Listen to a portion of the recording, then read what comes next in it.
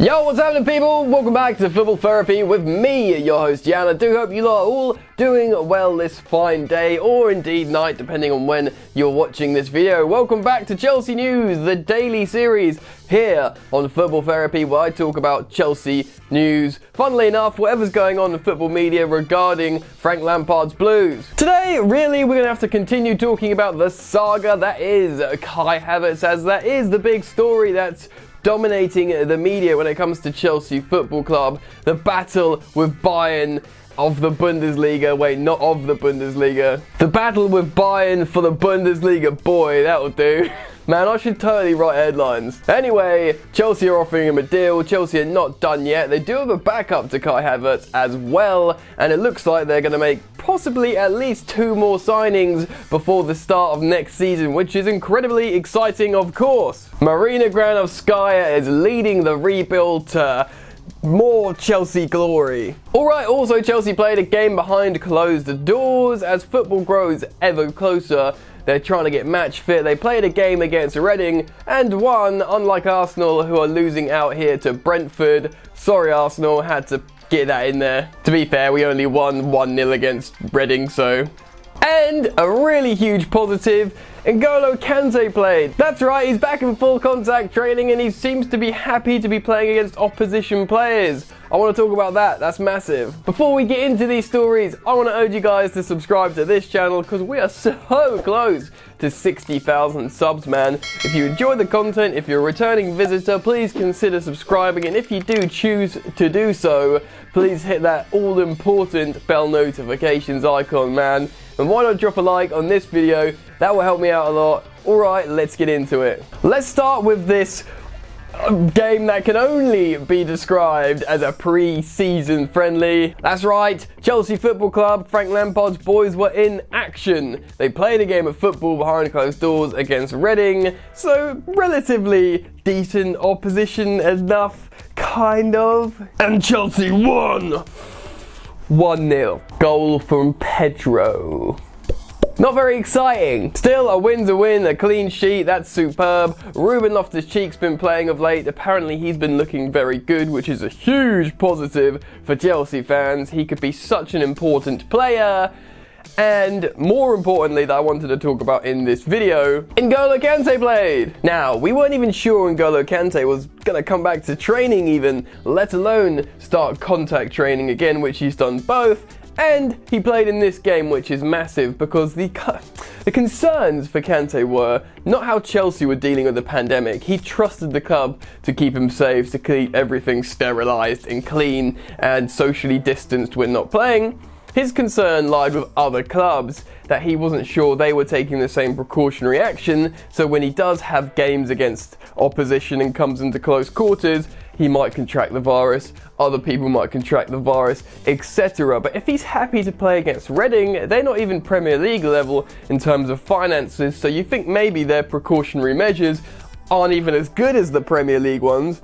And he played a game against him. So for me, personally, what that means is we can expect N'Golo Kante to return and play for Chelsea when the season resumes, which is incredible news. Now, I talk about this in my last video, so I go into a little bit more detail of why it's really important for Kante to come back in the resumption of football, or at least why it would be a huge bonus for Chelsea because of his stamina levels being really high in comparison to the normal player. That will give Chelsea an advantage in the resumption of football because that will be a time where stamina levels are going to be flaky, so Kante can be a little bit of a super weapon. Anyway, that's good news. I hope you agree. Let's move on to the big transfer news story. Kai Havertz, the hot topic at the moment. I don't need to tell you how good he is. I've done loads of videos on him recently talking about positional versatility, how he's so good on the ball, his movement, his goal scoring, everything really. He's an excellent player. He can be so valuable for any team that gets him for a multitude of reasons. And if you want to hear all the reasons why, I'd urge you go back a few videos and listen to me talk about Kai Havertz a little bit more. Chelsea are trying to do what is known as a madness in the transfer window. Marina has been out here negotiating with players and clubs and trying to get things done. If it's not Lampard and Big Pete flying out to meet Timo Werner in Germany to convince him to join Chelsea.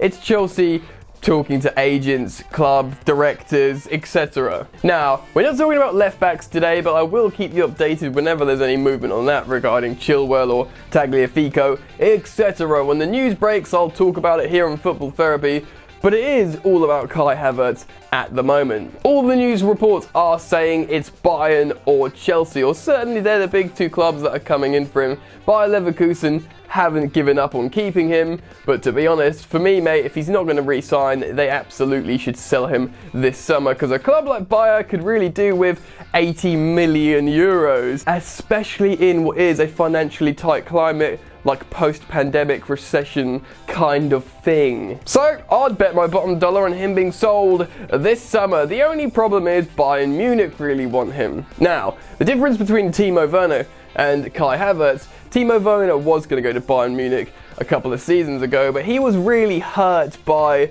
how Bayern dealt with him, and actually he was quite angry towards the club. So this summer, he was never going to go there, so saith German reporter Raphael Honigstein. So then he kept talking about the Premier League, and it was Liverpool or Chelsea. Ended up coming to Chelsea. Happy ending. The thing is, with Kai Havertz, another young German lad, I see him having no issue going to Bayern Munich, which poses a question, is a problem for Chelsea. He talks about how he wants to win trophies. Bayern Munich just win trophies all the time. Now Chelsea do win trophies too, but they are in a transitional growth period. That might be attractive to him, that might not be attractive to him. And in the last video, which again I urge you guys to check out, I talk about how Kai Havertz would be the perfect replacement for Thomas Müller. So there's a lot of reasons why Bayern would want him and he would want Bayern. Chelsea, though, have not given up, and apparently they've offered him a 5-year deal, which is no surprise there, just like Werner. Just like any new player they'd offer who's young enough, they will offer him a 5-year deal. Reportedly at 8 million euros per year. That sounds very nice indeed. And really, I suppose at this point it would be trying to convince the player that Chelsea Football Club is a better choice than Bayern Munich. Maybe because you get the prestige of the Premier League, the real best competition in the world, because there's a feeling that maybe once you've gone to Bayern, he just stays there for 10 years till he retires maybe. Like, why don't you come to Chelsea for like, I was going to say a few years and then go to Bayern, but that's pretty depressing. Why don't you just come to Chelsea? Chelsea's good, man. The thing is, this is not a done deal. Chelsea want him. It's been confirmed all over the gaff that there is interest from the Blues to buy this player. And Chelsea would like him, but the truth is, it's not highly likely. It looks like a possibility, but Bayern Munich are the favourites to land as a player, and Chelsea do have a backup plan in case they can't land Kai Havertz. And at the moment, he's surfaced to the media again. It is Saïd Benrahma. Now, before anyone gets like frustrated in this, Saïd Benrahma, yes, he's a championship player, but I've done a video on him before and I'd urge you to go check it out. Basically, he's the best player in the championship. He's a good age, he's a goal scorer, he's a technician, he's a dribbler. He might not have the exact same positional versatility of Kai Havertz, but he has proven that he can deal with the physicality of English football, albeit the championship, and he'd probably be happy to sort of rotate in and out a little bit more than Kai Havertz would. Kai would be like, I want to start, mate. Do you know what I mean? Regardless, it shows that Chelsea mean business and they want to give Frank Lampard loads of options going into next season and loads of offensive, forward-thinking, attacking options. And although it's been a while since I've talked about Saïd Benrahma, he's an excellent footballer and he will absolutely strengthen Chelsea. He's been linked to a whole host of Premier League clubs. Regardless, in my opinion, I think he will end up in the Premier League next season, depending on which club or how high up the table, I'm not sure. If he starts, if he goes to a mid-table club, he'll probably be starting. If he goes to like a Chelsea, he'll probably be rotated in and out. But again, look at the likes of someone like James Maddison. What a player he is for the team that's third in the Premier League at the moment. He came from the Championship. Saïd Benrahma could do something similar. So as things stand, or what reports are saying, there's Kai Havertz, there's Benrahma as a backup, there's absolutely the priority of a left back. Regardless, I see Chelsea making at least 2 more signings, which would make 4 signings in total in the summer. Hakim Ziyech, Timo Werner, a left back and another forward thinking sort of attacking midfielder. I don't think they'll get another striker now. They've got Timo Werner who can play down the middle with, you know, Giroud and Tammy Abraham, assuming Batshuayi will be sold, which I have a sort of feeling he will be. But anyway, I'll of course keep tabs, keep you guys updated here in Football Therapy with what happens along the way. Just be sure you check back on this channel every single day. I'm got my finger on the pulse. I'm going to let you know. Subscribe to the channel if you've not yet done so. Jump on the hype train. Please do drop a like if you've enjoyed the content today. And also, you are welcome to follow me on social media at Football Yannick on both Instagram and Twitter. That's it from me, you lot. Enjoy the football that's happening oh so soon. And I will see you later. You ain't so tough with that bad boy tuck. I'ma get it how I'm living, I'ma walk the walk. Outline my lines, I rap through thought. Body bag the verse, outlined in chalk. In my life seen trouble, hustle on the double. Silence on the trigger like my pick got a muzzle. Yo chick like to guzzle, bad boy stay in trouble. I only love this paper, sorry I don't. I laugh me baby.